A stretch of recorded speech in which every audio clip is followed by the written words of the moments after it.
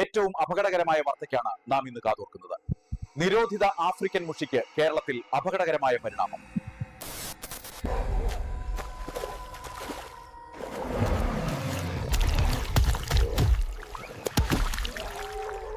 സർക്കാർ രാജിവെക്കണം. ദിനോസറുകളെ പോലെയാണല്ലോ ഈ മീനുകൾ ഇപ്പൊ ആക്രമിക്കുന്നത്. നമ്മളെ പ്രതിരോധിക്കാൻ ഒരു പ്ലാനും ഒരുക്കമില്ല. തെരുവ് നായകളെ തിന്നുന്ന മീനുകൾ ഇനി മനുഷ്യരെ പിടിക്കുമ്പോഴാണ് സജ്ജ.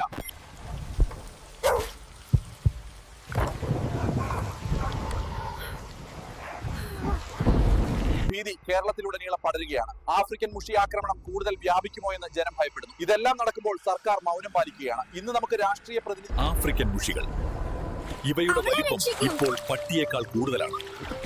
ഇതൊരു ജൈവ ഭീഷണിയായി മാറുകയാണ്.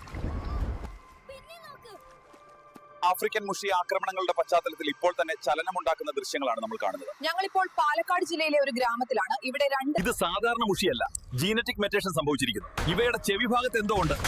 ശ്രദ്ധിക്കണം. Sir, this creature reached our lakes through a dangerous path.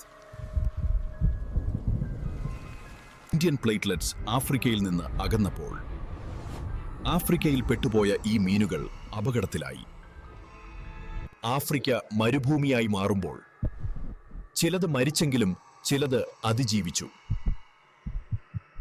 അതിജീവിച്ച ഈ മീനുകൾ മഴക്കാലമാകുമ്പോൾ അത്രയും ജീവികളെ അകത്താക്കി വേനൽക്കാലത്ത് വീണ്ടും അപ്രത്യക്ഷമാകുന്നു.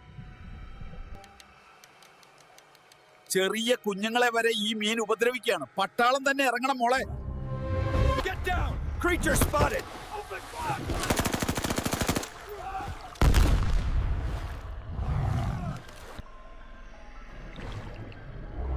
പരിണമിച്ച ആഫ്രിക്കൻ മുഷിക്ക് വീണ്ടും പരിണാമം സംഭവിച്ചിരിക്കുന്നു.